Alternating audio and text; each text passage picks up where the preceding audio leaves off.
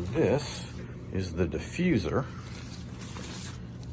and it has Velcro, and it just Velcros to the outside of the Softbox, just like that, and you do it all the way around. And then what it looks like when it's all together. It just stretches all the way across.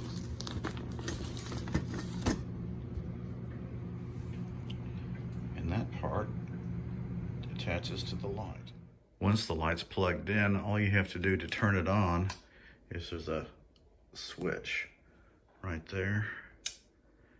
And you can adjust the intensity just by turning the knob, just like that. The unit has a cooling fan. It's quiet, but you can hear a little bit of noise from the motor.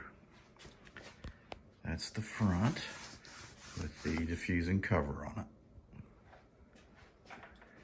Alright, so this is essentially what we're going to see when we open up the GVM light. I do have the protective cover already outside this box.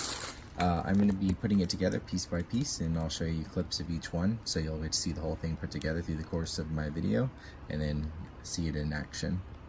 Alright, so we've got our tripod set up right here. The tripod does come with the camera.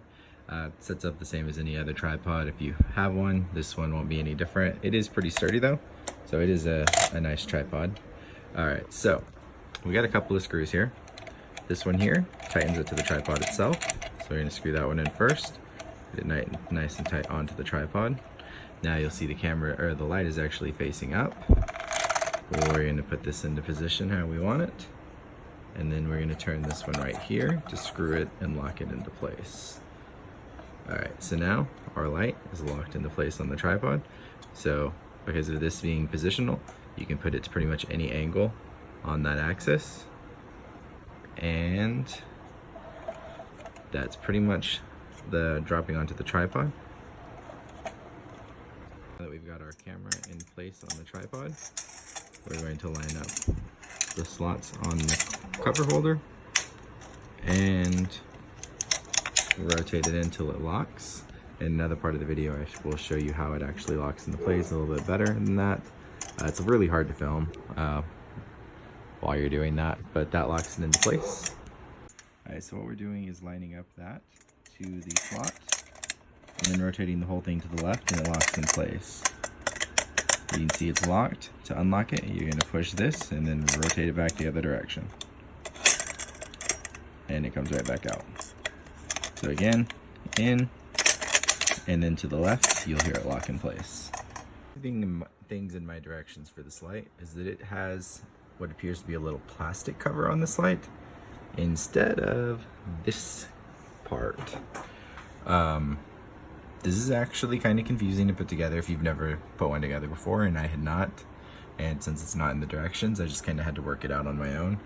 Alright, so you get all these steel bars, or some kind of metal bars, I would assume they're steel of some grade, and this cover. So you're sticking the bars in to the side of this base plate. You're sticking them in and you'll kind of feel them catch, and then you're running them down through the loop and sticking the other end into this thing. This is going to be very tight, but the easiest way to do it is to rotate this piece. So if you unscrew this, it'll let you rotate it. So I did a few on the top, rotated it to the side, did a few more, and just kept rotating it till I finished. This gets very tight. Leave the Velcro flaps open until the very end. But all in all, it took me only a few minutes to figure out. Hopefully with my video, you won't have this issue. And hopefully mine is the only one that's going to come with directions that weren't actually correct for the device. Next thing we're going to talk about is the cover, which just Velcros over the top. So you can see the Velcro here, you can see the Velcro here, you can see that I've already attached some. This is pretty easy to assemble. You just spin it around, attaching the Velcro. And that's all there is to it. Alright, so we've assembled our camera, or our light rather, for our camera. It's sitting on its tripod. We've got its plug in right here. That's the very last step of assembly. All right, so this only has one switch right here. You can see it getting bright in there. I'll turn off the light in the room here in a second. That way you can get a better visual on how it's doing. It's gonna be hard to see right now, but we are looking at a little skull sitting on my floor. And we're gonna turn on our GVM light. That's its dimmest setting, all the way up to its brightest setting. Let's see if I can reach up here. Again, that's its dim setting. So even its dim setting, it's pretty bright.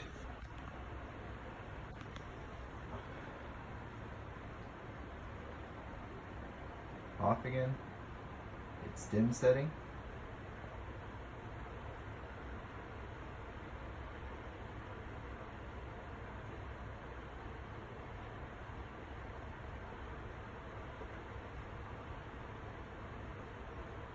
And you can see the reflection in my floor, off the wood floors. So that's as dark as you can make it. Still pretty bright, but a nice color motif. The color is very clean.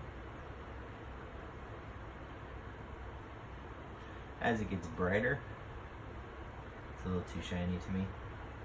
So I think we're looking at ideal right about there, at least for, you know, lighting up the skull.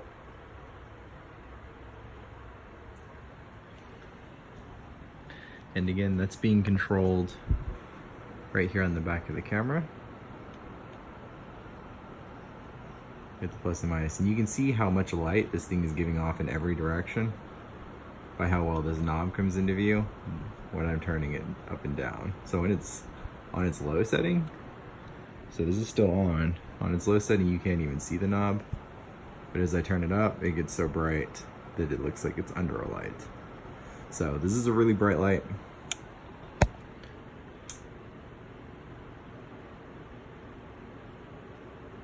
It'll probably fill out pretty much any lighting needs you need. And it would probably be even more bright if we didn't have this on there, but we're keeping that on there to help make the light a nicer shade.